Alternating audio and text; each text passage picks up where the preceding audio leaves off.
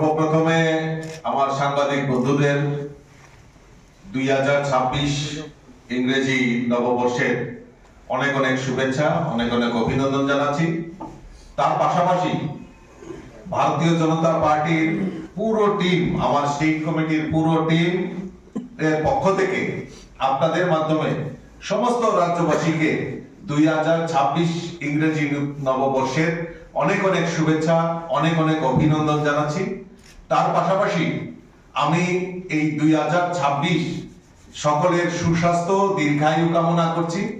আমরা যাতে সবাই মিলে আমাদের যে সংকল্প, আমাদের মুখ্যমন্ত্রী এবং আমাদের দেশের যশস্বী প্রধানমন্ত্রী নরেন্দ্র মোদীজি এক ভারত শ্রেষ্ঠ ভারত এবং এক ত্রিপুরা শ্রেষ্ঠ ত্রিপুরা গড়ার লক্ষ্যে সমস্ত জাতি, ধর্ম, বর্ণ নির্বিশেষে সকলের অংশীদারিত্ব যেরকম প্রয়োজন, তাই সকলে মিলে আমরা এই এক ভারত শ্রেষ্ঠ ভারত এবং এক ত্রিপুরা শ্রেষ্ঠ ত্রিপুরা করার লক্ষ্যে আমরা সবাই যাতে মিলিতভাবে কাজ করতে পারি, সেটা আমি ঈশ্বরের কাছে প্রার্থনা রাখছি। আজকে আমরা এই নতুন বছর 2026-এ আমরা নতুন শুরুয়াত, আমরা আজকে থেকে নববর্ষের সূচনা হয়েছে 2026। এই 2026-এ আমাদের দেশের যশস্বী প্রধানমন্ত্রী নরেন্দ্র মোদীজির যেরকম বিকশিত ভারত সংকল্প যাত্রা এগিয়ে যাচ্ছেন, ঠিক পাশাপাশি আমাদের এই ত্রিপুরা রাজ্যেও আমাদের শ্রদ্ধেয় আমাদের যিনি মুখ্যমন্ত্রী প্রফেসর ডক্টর মানিক সাহাজির নেতৃত্বে ডাবল ইঞ্জিনের সরকার জনকল্যাণমুখী কর্মসূচি বাস্তবায়নের লক্ষ্যে সমাজের অন্তিম ব্যক্তি পর্যন্ত সমস্ত সরকারি সুযোগ সুবিধা যাতে পৌঁছে দেওয়া যায় তার নির্লস প্রয়াস করছে। 2025 আমাদের যেরকম আমাদের এই ডাবল ইঞ্জিনের সরকারের কল্যাণে গরিব মেহনতি মানুষ বলুন, শ্রমজীবী মানুষ বলুন, মহিলা বলুন, যুবক বলুন, জনজাতি বলুন, সকল কৃষক বলুন, সকল অংশের মানুষের জন্য যে জনকল্যাণমুখী কর্মসূচিগুলি বাস্তবায়ন হচ্ছে, আগামী 2026-এ আরো বেশি করে এই জনকল্যাণমুখী কর্মসূচি বাস্তবায়নের জন্য আমাদের এই ডাবল ইঞ্জিনের সরকার কাজ করবে। আমি ছোট্ট করে, যেহেতু আজকে আমরা শুভেচ্ছা বিনিময়ের জন্য আমরা এখানে সমবেত হয়েছি, কাজেই ছোট্ট করে আমি দুই একটা কথা আপনাদের সামনে তুলে ধরবো। আজকে কোনো আমি পলিটিক্যাল এজেন্ডা নিয়ে আমি আপনাদের সামনে তুলে ধরবো না, কারণ যেহেতু এটা একটা আনন্দ মুহূর্ত, উৎসব, কাজে আমরা পুরো টিম আমরা এখানে বসেছি শুধু রাজ্যবাসীকে শুভেচ্ছা জানানোর জন্য। আপনারা জানেন যে ইতিমধ্যে আমাদের কেন্দ্রীয় সরকার আমাদের উইন্টার সেশন 2025 আমাদের সেখানে এই ভারতবর্ষের এত বড় গণতন্ত্রের যে স্তম্ভ, গণতন্ত্রের পীঠস্থান, এই সেই পার্লামেন্টে আমাদের টোটাল 8টা বিল সেখানে নিয়ে আসা হয়েছিল।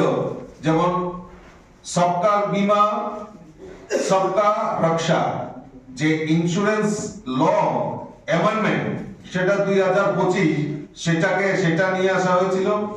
এবং এরকম ভাবে বিভিন্ন প্রায় 8টা আপনাদের কাছে আমরা প্রেস রিলিজের মাধ্যমে সেগুলি দিয়ে দেব। Health security, national security case bill 2025 সেটাও নিয়ে আসা হয়েছিল। সেন্ট্রাল এক্সাইজ, তো এটাও নিয়ে আসা হয়েছিল। এবং সবচেয়ে উল্লেখযোগ্য সেটা হলো আমাদের বিকশিত ভারত রোজগার এবং আজীবিকা গ্যারান্টি, তার এই বিলটা পার্লামেন্টের আমাদের লোকসভা এবং রাজ্যসভাতেও সেই বিল সেখানে পাস করা হয় এবং এটা পরবর্তী সময়ে অনুমোদনের জন্য আমাদের সেই রাষ্ট্রপতির কাছে অনুমোদনের জন্য গেছে। এবং সেটাতে এই বিলে কি রয়েছে এটা নিয়ে বহু চর্চিত, বহু জায়গায় আলোচনা হয়েছে। তো এই যে জি যে বিলটা নিয়ে আসা হয়েছে, যে বিকশিত ভারত রোজগার আজীবিকা গ্যারান্টি মিশন গ্রামীণ, তাতে এর আগে যেরকম মনরেগাতে ম্যান্ডেট ছিল যে 100 দিনের কাজের গ্যারান্টি, সেটাকে বৃদ্ধি করে 125 দিন করা হয়েছে। আর সবচেয়ে বড় জিনিস যেটা আমরা দেখতে পাই, এই বিলটা যদি আমরা পর্যালোচনা করি তাহলে আমরা দেখতে পারবো যে সেখানে আমাদের স্বচ্ছতাকে প্রাধান্য দিয়ে সেখানে এই বিলটাতে এই বিলটাকে পরিবর্তন করা হয়েছে। স্বচ্ছতাটা মানে কি? যেরকম আমরা এই ত্রিপুরা রাজ্যে যদি আমরা দেখি যে এইটাকে নিয়ে পলিটিক্যালাইজেশন, অর্থাৎ কোন স্থায়ী সম্পদ তৈরি না করে কিছু কিছু সুবিধাভোগী এবং কিছু স্বার্থান্বেষী লোকেরা এই মনরেগাকে পাথেয় করে তারা তাদের ব্যক্তিগত সম্পত্তি, তাদের যে আর্থিক রোজগার সেটা বৃদ্ধির লক্ষ্যে সেই কাজটা করেছে। আমরা ত্রিপুরা রাজ্যের কথাই যদি আমরা দেখি, বিগত দিনে আমরা যদি দেখি যে ত্রিপুরা রাজ্য প্রায় 10,000 স্কয়ার কিলোমিটার, কিন্তু তার যে পরিসংখ্যান, এই রেগার কাজের যে পরিসংখ্যান যদি আমরা বিশ্লেষণ করি তার আগে, তাহলে সেখানে আমরা দেখব প্রায় 15,000 স্কয়ার কিলোমিটারের উপর এখানে পুকুর খনন হয়ে গেছে। তো আমরা যেখানে দাঁড়িয়ে আছি সেটাও একটা পুকুরের মধ্যে আমরা দাঁড়িয়ে প্রেস কনফারেন্স করছি। তো এই সমস্ত স্বচ্ছতাকে নির্মূল করার জন্য এবং যাতে স্থায়ী সম্পদ এবং কৃষি কাজে রেগার কাজ মানে এই জি সেটা যাতে বেশি ব্যবহার করা যায়, তার জন্য এই বিলটাতে পরিবর্তন করা হয়েছে। এবং সেখানে যে আমাদের রিপোর্ট নয়, সিএজি রিপোর্টেও এই দুর্নীতির কথা সেখানে উল্লেখ করা আছে। তো কাজেই এই বিল যখন আমাদের লাগু হবে, সেখানে আমাদের টাইম বাউন্ড ওয়ার্ক এবং অ্যাসেট তৈরি করা, কৃষি কাজে যাতে জি সেখানে ব্যবহৃত হয় তার ব্যবস্থা করা, মেইনটেন্স বৃদ্ধি করা, এবং সেখানে আমাদের যারা এই স্বচ্ছতার মাধ্যমে যাতে পেমেন্ট, আমরা জানি ডিবিটির মাধ্যমে আমাদের ব্যাংকে প্রদান করা হতো, আগে রেগার মজুরি দেওয়া হতো, বিভিন্ন ক্যাশের মাধ্যমে দেওয়া হতো, তার মধ্যে আর্থিক কেলেঙ্কারি সেটা বড় করে সেখানে দেখা হতো। কিন্তু আজকে ডিবিটির মাধ্যমে আমাদের যারা প্রকৃত যারা শ্রমিক তাদের যে ন্যায্য পাওনা ডিবিটির মাধ্যমে ব্যাংকের মাধ্যমে প্রদান করা হবে, তার মধ্যে স্বচ্ছতা, অরিজিনালিটি, সেটা স্বচ্ছতা আমরা খুঁজে পাবো, সেই বিলে সেটা প্রভিশন রাখা হয়েছে। এবং জিআই টেক আপনারা জানেন, জিও ট্র্যাকিং এর মাধ্যমে এআই টেকনোলজি যে নতুন এসে এআই টেকনোলজিকে ব্যবহার করে, অর্থাৎ একটা স্বচ্ছতা আনার জন্য সেই বিলটাকে প্রভিশনে আনা হয়েছে। এবং আমার দৃঢ় বিশ্বাস যে বিগত দিনে যেই মনরেগার যে দুর্নীতি, মনরেগার উপর যে মানুষের অস্বচ্ছতা ছিল, সেটাকে স্বচ্ছতা এবং প্রকৃত যাতে আমাদের স্বচ্ছতা বজায় থাকে সেই দিকে সবচেয়ে বেশি নজর দেওয়া হয়েছে। এবং পরিকাঠামো উন্নয়ন, আজকে জির কল্যাণে গ্রামে যে আমাদের অ্যাসেট তৈরি হবে, সেটা আগামী দিন আমাদের বিকশিত ভারত যে সংকল্প যাত্রা মোদীজি আমাদের দেখিয়েছেন, সেখানে তার নিরাপত্তা সুনিশ্চিত করা হবে। ইতিমধ্যেই আমাদের সরকার আমাদের বিভিন্নভাবে আমাদের জনজাতি এলাকায় উন্নয়নের জন্য আমাদের সরকার কাজ করছে। ইতিমধ্যে আপনারা জানেন যে আমাদের যে আনারস সবচেয়ে বেশি জনজাতি এলাকায় আমাদের আনারস, এই আনারসকে জিআই ট্যাগ করা হয়েছে। আমাদের জনজাতি রমণীদের যে পাঁচরা এবং রিসা তৈরি করে সেটাকে জিআই ট্যাগ করা হয়েছে। গত কিছুদিন আগে শীতকালীন অধিবেশনে আমি আমার তরফ থেকে আমাদের যে রাজ্যে উৎপাদিত যে আমাদের গন্ধকি লেবু রয়েছে, আপনারা সেন্টেড লেমন, বিন্নি চাল, খাসার চাল, সেইগুলি আমাদের জনজাতি এলাকায় সবচেয়ে বেশি উৎপাদিত হয় জুম কাল্টিভেশন করে। আর সেখানে সেগুলিকে জিআই ট্যাগ করার জন্য পার্লামেন্টে আমি সেটা আবেদন রেখেছি।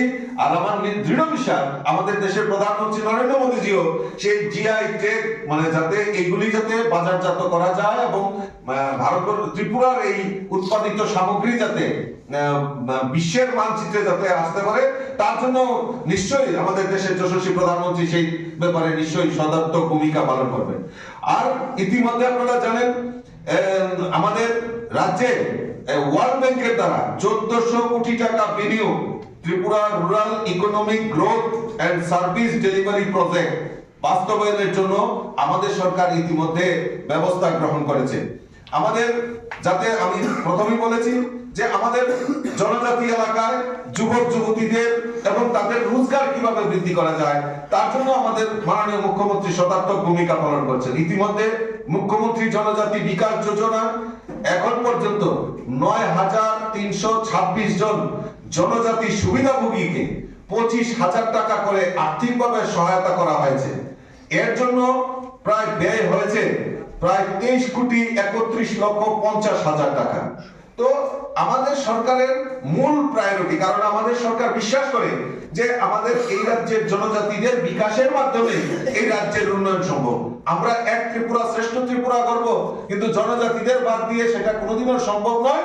আমাদের সরকার সেটা প্রায়োরিটি বেসিসে ইতিমধ্যে আমাদের সরকার প্রায় 12টি আমাদের ব্লক, যেখানে জনজাতি অংশের মানুষের বসবাস বেশি, আমাদের সরকার সেই 12টি ব্লককে ইন্সপিরেশন ডিস্ট্রিক্ট আর ইন্সপিরেশন ব্লক ঘোষণা করে সেই ব্লকগুলিতে কিভাবে আর্থিক বেশি সহায়তা করা যায় তার জন্য ব্যবস্থা আমাদের সরকার করেছে। আপনারা জানেন যে আমাদের এই রাজ্যে জনজাতিদের শিক্ষার আলো থেকে যাতে পিছিয়ে রাখা যায় তার একটা প্রয়াস দীর্ঘদিন ধরে হয়েছে, কিন্তু আমাদের সরকার চায় এই রাজ্যের জনজাতি অংশের মানুষ যাতে শিক্ষায় সবচেয়ে বেশি প্রায়োরিটি পায় এবং আগামী দিন এই ত্রিপুরা এক ত্রিপুরা শ্রেষ্ঠ ত্রিপুরা গড়ার ক্ষেত্রে যাতে জনজাতিদের অংশীদারিত্ব সবচেয়ে বেশি থাকে, তার জন্য এই শিক্ষার আলোকে আরো বেশি প্রসারিত করার জন্য ইতিমধ্যে আমাদের রাজ্যের সরকার আমাদের রাজ্যের 3টি ডিগ্রি কলেজে হোস্টেল চালু করার ব্যবস্থা গ্রহণ করেছে। তার মধ্যে আমাদের উমেন্স কলেজ আগরতলাতে যেটা রয়েছে সেখানে আমাদের হোস্টেল নির্মাণ করা, আম্বেদকর কলেজ ফটিক রায় সেখানে হোস্টেল নির্মাণ করা, গন্ডাছড়া যে সরকারি কলেজ রয়েছে সেখানে হোস্টেল নির্মাণ করা, আর সবচেয়ে বড় যেটা জনজাতিদের হোস্টেলে যে স্টাইপেন্ড ছিল সেটাকে বৃদ্ধি করা, আর সবচেয়ে বড় জিনিস যেটা যে জনজাতি এলাকায় Eklavya model school residential school এখন পর্যন্ত আমাদের এই ত্রিপুরা রাজ্যে কেউ চিন্তা ভাবনা করতে পারে, যেটা চারটা ছিল, আজকে মোদিজি এবং আমাদের মাননীয় মুখ্যমন্ত্রী সদিচ্ছায় প্রায় 21টি একলব্য বিদ্যালয় আমাদের ত্রিপুরা রাজ্যে চালু হয়েছে, যার ফলে আমাদের রাজ্যের জনজাতি যারা ছাত্র ছাত্রী যারা হোস্টেলে থেকে বিনা পয়সা সেখানে পড়াশোনা করতে পারে, এটা আমাদের কাছে গর্বের বিষয়। শুধু একলব্য বিদ্যালয় নয়, বিভিন্ন জায়গায় জনজাতি এলাকায় বিদ্যাজ্যোতি প্রকল্পই বলুন বা পিএমসি বলুন, ইংরেজি মাধ্যমে যাতে আমাদের জনজাতি ছেলেমেয়েরা পড়াশোনা করতে পারে তার ব্যবস্থা আমাদের সরকার, আমাদের এই ডাবল ইঞ্জিনের সরকার করেছে। তার জন্য আমি আজকের এই শুভ দিনে আমাদের সরকারকে এবং আমাদের মাননীয় মুখ্যমন্ত্রীকে অসংখ্য ধন্যবাদ জানাচ্ছি। খুশি হবেন যে প্রাথমিক শিক্ষা, এই শিক্ষা আমাদের সবচেয়ে বড় জিনিস, যে প্রাথমিক শিক্ষার জন্য আমাদের সরকার ইতিমধ্যে জনজাতি এলাকায় নতুন করে 226টি অঙ্গনওয়াড়ি কেন্দ্র চালু করার লক্ষ্যমাত্রা নেওয়া হয়েছে। ইতিমধ্যে 141টি অঙ্গনওয়াড়ি কেন্দ্র ইতিমধ্যে চালু হয়ে গেছে। বাকি মার্চ মাসের মধ্যে বাকি যে কাজগুলি বাকি যে রয়েছে সেগুলি মার্চ মাসের মধ্যে সেখানে করা সম্ভব হবে। আপনারা জেনে খুশি হবেন যে 44,865টি পরিবারে পানীয় জল পৌঁছে দেওয়ার সংযোগ দেওয়ার লক্ষ্যমাত্রা আমাদের সরকার নিয়েছিল। ইতিমধ্যে ৩৮,০১৪টি পরিবারকে ইতিমধ্যে কানেক্টিভিটি জলের আমাদের প্রধানমন্ত্রীর যে স্বপ্ন হর ঘর নল, তার লক্ষ্যমাত্রাতে প্রায় ৩৮,০০০ এখন পর্যন্ত ৩৮,০০০ পরিবারকে পৌঁছে দেওয়ার ব্যবস্থা আমাদের সরকার ডাবল ইঞ্জিনের সরকার করেছে। আপনারা জেনে খুশি হবেন যে আমাদের জনজাতি এলাকায় এসটি এলাকায় আমরা দেখি অনেক সময় মোবাইল পরিষেবা অনেকটা বিপর্যস্ত হয়, যার জন্য আমাদের সরকার এই ডাবল ইঞ্জিনের সরকার 10টি মোবাইল টাওয়ার নতুন করে জনজাতি এলাকায় স্থাপনের জন্য আমাদের সরকার সেখানে ব্যবস্থা, আমাদের রাজ্য সরকার সেখানে ব্যবস্থা করেছে। আমি যদি বলতে থাকি তাহলে অনেকগুলি সময় চলে যাবে, কাজে আমি ছোট্ট করেই আমি রাখলাম যে আরো অনেক কিছু যাতে জনজাতি এলাকায় উন্নয়নের জন্য আমাদের সরকার ইতিমধ্যে 3,000 কোটি টাকার উপর বাজেটে প্রভিশন রেখেছে, যেগুলি শিক্ষা, পরিকাঠামো উন্নয়ন, রাস্তাঘাট, সেচের ব্যবস্থা, পানীয় জল, স্বাস্থ্য এবং আমাদের জনজাতি এলাকায় কৃষ্টি সংস্কৃতিকে তুলে ধরার জন্য আমাদের সেই ব্যবস্থা করা হয়েছে। আপনারা জানেন জনজাতি এলাকায় আজকে আমরা গর্বের সাথে বলতে পারি যে আমাদের 2019 থেকে 2024 পর্যন্ত আমাদের জনজাতি সম্প্রদায়ের এখন পর্যন্ত প্রায় 7 জনকে পদ্মশ্রী দেওয়া হয়েছে। এটা আমাদের কাছে ত্রিপুরাবাসী হিসাবে আমরা গর্ববোধ করতে পারি। জনজাতি যারা সমাজপতি রয়েছে তাদের 2000 টাকা সেখানে সামাজিক ভাতা ছিল। আমাদের সরকার মানে আমাদের মাননীয় মুখ্যমন্ত্রী সেখানে 2000 টাকাকে বাড়িয়ে 5000 টাকা এই যারা সাম্মানিক ভাতা পায় আমাদের সমাজপতি তাদেরকে দেওয়া হয়েছে। কাজেই এই বিভিন্ন প্রকল্পের মাধ্যমে 2025 যেরকম জনকল্যাণমুখী কর্মসূচি বাস্তবায়নের লক্ষ্যে আমাদের সরকার কাজ করছে, আগামী দিন 2026-এ আরো বড় প্রকল্প নিয়ে আমাদের সরকার এই রাজ্যের গরিব মেহনতি মানুষই বলুন, শ্রমজীবী মানুষ বলুন, মহিলা বলুন, যুবক বলুন, সমস্ত কৃষক বলুন, সমস্ত অংশের মানুষের জন্য আমাদের এই আমাদের যে কেন্দ্রীয় সরকার এবং রাজ্য সরকারের পরিকল্পনাগুলি বাস্তবায়নের জন্য আমাদের সরকার নির্লস প্রয়াস কাজ করবে। আমি আবারও আপনাদের মাধ্যমে এবং আমার এই পুরো টিমের পক্ষ থেকে সমস্ত রাজ্যবাসীকে জানাই আন্তরিক অভিনন্দন এবং শুভেচ্ছা। নতুন বছরের অনেক অনেক শুভেচ্ছা। দেশের যশস্বী প্রধানমন্ত্রী নরেন্দ্র মোদীজিকে এই আজকের এই শুভ দিনে 2026 আপনাদের মাধ্যমে আমরা পুরো টিম ভারতীয় জনতা পার্টির যারা অফিস বেরা পুরো টিমের পক্ষ থেকে দেশের যশস্বী প্রধানমন্ত্রী নরেন্দ্র মোদীজিকে অনেক অনেক শুভেচ্ছা এবং অনেক অনেক অভিনন্দন জানাচ্ছি। তার পাশাপাশি আমাদের রাজ্যের সরকার, এই রাজ্যে আমাদের ডাবল ইঞ্জিনের সরকার, আমাদের ভারতীয় জনতা পার্টির নেতৃত্বে আমাদের মাননীয় মুখ্যমন্ত্রী প্রফেসর ডক্টর মানিক সাহাজির নেতৃত্বে সরকার, আমাদের যে মূল লক্ষ্য সে সমাজের অন্তিম ব্যক্তি পর্যন্ত পৌঁছে যাওয়া। আর আমাদের কাছে আমাদের সরকারের মূল লক্ষ্য এই রাজ্যের মহিলা, এই রাজ্যের যুবক, এই রাজ্যের কৃষক, এই রাজ্যের আমাদের শ্রমিক, গরিব মেহনতি মানুষ থেকে শুরু করে আমাদের সবচেয়ে বড় জিনিস যেটা ত্রিপুরা রাজ্যে একটা জনজাতি অংশের মেজর পোরশন, প্রায় 30% উপর জনজাতি অংশের মানুষ সেখানে আমাদের ত্রিপুরা রাজ্যে বসবাস করে। তাদের ডেভেলপমেন্টের জন্য আমাদের রাজ্য সরকার 2025 কে সামনে রেখে 2025-এ বিগত দিনে যে কাজগুলি করেছে জনকল্যাণমুখী কর্মসূচি, সেগুলি 26-এও আমাদের অর্থ বছরে সেইগুলিকে লক্ষ্যমাত্রা রেখে দ্রুততার সঙ্গে আমাদের কেন্দ্রীয় সরকারের প্রকল্পই হোক আর রাজ্য সরকারের প্রকল্পই হোক দ্রুততার সঙ্গে এবং স্বচ্ছতার সঙ্গে কাজ করে চলছে। তাই ভারতীয় জনতা পার্টির এই পুরো টিমের তরফ থেকে আমাদের রাজ্যের সরকার এবং রাজ্যের মাননীয় মুখ্যমন্ত্রী প্রফেসর ডক্টর মানিক সাহা জিকেও আমরা এই ইংরেজি নববর্ষের অনেক অনেক শুভেচ্ছা আমরা জানাচ্ছি। আমি স্কিমগুলি দুই একটা আপনাদের সামনে তুলে ধরছি। যেরকম আমাদের মুখ্যমন্ত্রী ট্রাইবাল ডেভেলপমেন্ট মিশন, মুখ্যমন্ত্রী মডেল ভিলেজ স্কিম, মুখ্যমন্ত্রী মৎস্য বিকাশ যোজনা, মুখ্যমন্ত্রী integrated crop management programme, development of horticulture, মুখ্যমন্ত্রী প্রাণী সম্পদ বিকাশ যোজনা এবং বিভিন্ন মুখ্যমন্ত্রী সামাজিক সহায়তা প্রকল্প, মুখ্যমন্ত্রী স্পোর্টস ডেভেলপমেন্ট স্কিম, এইরকম আমি যদি পড়তে থাকি অনেক এই 2025-26 অর্থ বছরকে সামনে রেখে জনকল্যাণমুখী কর্মসূচিগুলি বাস্তবায়নের জন্য আমাদের সরকার কাজ করছে। তার মধ্যে উল্লেখযোগ্য আমাদের, আপনারা জানেন যে আমাদের সরকার মহিলাদের ক্ষমতায়নের জন্য আমাদের সরকার বদ্ধপরিকর।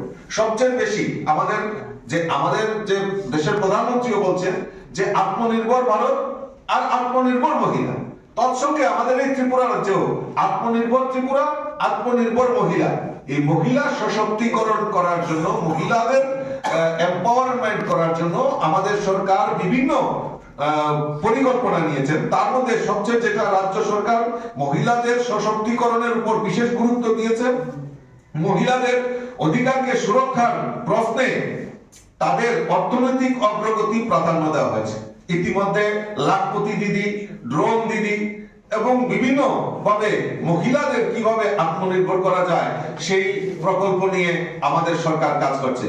প্রকল্পগুলির মধ্যে হলো মুখ্যমন্ত্রী বালিকা সমৃদ্ধি যোজনা, যেখানে বিপিএল পরিবারে কোনো কন্যা সন্তানের জন্ম হলে রাজ্য সরকার সেই নবজাতক কন্যা সন্তানের জন্য নামে 50,000 টাকা বন্ড করবে। 18 বছর হলে সেই কন্যা সন্তান 10 লক্ষ টাকা পাবে। সেখানে তার জন্য ব্যবস্থা আমাদের রাজ্য সরকার রেখেছে। আরেকটি প্রকল্প হলো মুখ্যমন্ত্রী কন্যা আত্মনির্ভর যোজনা, যার আওতায় ত্রিপুরা বোর্ড, সিবিএসই এবং আইসিএসসি বোর্ড থেকে কৃতিত্বের সাথে পরীক্ষায় উত্তীর্ণ হওয়া মেধাবী ছাত্রীদের স্কুটি দেওয়া হবে। এরকম আমার কাছে অনেক জিনিস রয়েছে। সমাজ কল্যাণ ও সমাজ শিক্ষা দপ্তর চালিত অর্থ বছরে আগরতলা অভয়নগরে আফটাওয়ার কেয়ার হোম তথা মহিলা আশ্রমের 2 ছাত্রীকে হোস্টেলের ম্যানেজমেন্ট উচ্চ শিক্ষা গ্রহণের জন্য স্পন্সর করেছে। প্রথম বর্ষের কোর্স ফি বাবদ দেওয়া হয়েছে 3,12,000 টাকা। তো এইভাবে বিভিন্ন ভাবে আজকে আপনারা জেনে আরো খুশি হবেন যে পরিবহন দপ্তরের সহায়তায় 45 জন মহিলাকে ড্রাইভিং এর প্রশিক্ষণ দিয়ে তাদেরকে ড্রাইভিং লাইসেন্স দেওয়া হয়েছে, যার মাধ্যমে আজকে মহিলারাও আত্মনির্ভর যে আজকে আমাদের ট্রান্সপোর্ট ড্রাইভিং সেক্টরেও আমাদের মহিলাদের পার্টিসিপেশন আমরা দেখতে পাচ্ছি। সমাজ কল্যাণ ও সমাজ শিক্ষা দপ্তরের পক্ষ থেকে 50 জন মহিলাকে বিভিন্ন খাদ্য সামগ্রী তৈরির প্রশিক্ষণ দেওয়া একটি সংস্থাকে 1,51,080 টাকা দেওয়া হয়েছে এবং বিভিন্ন স্কিমের মাধ্যমে মহিলাদের আত্মনির্ভর করা এবং মহিলাদের যেখানে যাতে আত্মনির্ভর হতে পারে তার জন্য আমাদের রাজ্য সরকার বিভিন্ন স্কিম সেখানে চালু করেছে। শুধু মহিলা নয়, যুবকদের আত্মনির্ভরের ক্ষেত্রে কর্মসংস্থানের ক্ষেত্রে একটা ব্যাপক যে আমরা দেখলাম যে ট্রান্সপারেন্ট রিক্রুটমেন্ট পলিসি, সেটাকে প্রাধান্য দিয়ে আমাদের সরকার সেখানে কাজ করে চলছে, যার ফলে দেখবেন এত চাকরি দেওয়ার পরেও একটা মামলাও আমাদের হাইকোর্ট বলুন বা কোন সুপ্রিম কোর্ট বলুন কোন জায়গায় মামলা হয়নি, কারোর চাকরি যায়নি। কারণ আমরা আমাদের যে লক্ষ্যমাত্রা সে স্বচ্ছতার মাধ্যমে কর্মসংস্থান যাতে সরকারি কর্মচারী ও কর্মচারীর ক্ষেত্রে সরকারি চাকরির ক্ষেত্রে স্বচ্ছতা সেটা আমাদের সরকার প্রায়োরিটি দিয়ে কাজ করছে। বাকি যারা রয়েছেন তাদের জন্য স্কিলের মাধ্যমে যাতে ব্যবসা বাণিজ্য করতে পারে, তারা যাতে ইন্ডাস্ট্রি গ্রো আপ করতে পারে তার জন্য আমাদের সরকার সেখানে ব্যবস্থা গ্রহণ করেছে। আমি ধন্যবাদ জানাই আমাদের রাজ্য সরকারকে।